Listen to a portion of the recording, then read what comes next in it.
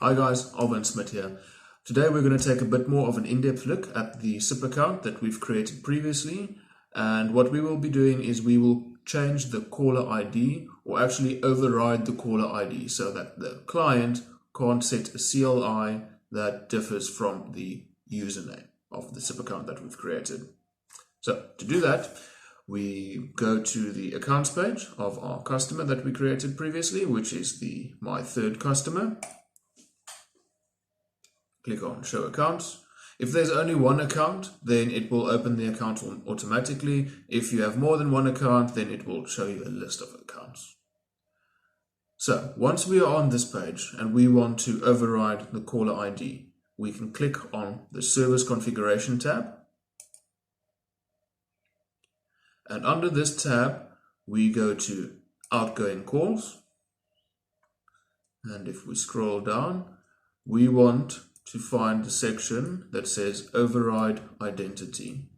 So click on the override button and click on always. And then we obviously want the identity. I will just copy the identity in as is because this is the format that my upstream carrier operates in. And that's it.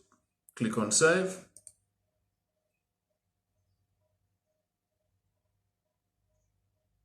And we are done. So this is important. This is a very handy feature for a number of reasons. Firstly, there are regulatory requirements in South Africa that the SIP account you dial out on must show the username of the SIP account as the caller ID.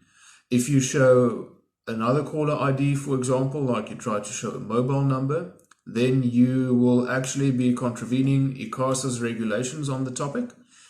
And also what will happen is some carriers, like for example Vodacom or MTN, will just outright block the calls. So when troubleshooting, that's one of the first things that you need to check. Go look at the caller ID that actually passes through to the carrier, and that might actually give you an indication of where things are going wrong. And then obviously if we want to disable this and you want to, for example, let's say you have a hosted PBX where you prefer to set the caller ID for outgoing calls, then we can always just disable this by just clicking on reset and save. Instead of explicitly setting the caller ID, you might want to hide the caller ID. That's also fairly easy. Once again, under service configuration, go to outgoing calls and then scroll down until you find the hide CLI section.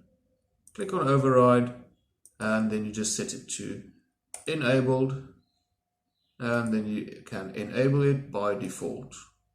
Once that's done, click on save and it is complete. Thank you for watching, guys. I hope this was informative. Comment below if you have any suggestions or any questions, and I will see to respond and to clarify any questions that you might have. See you in the next one.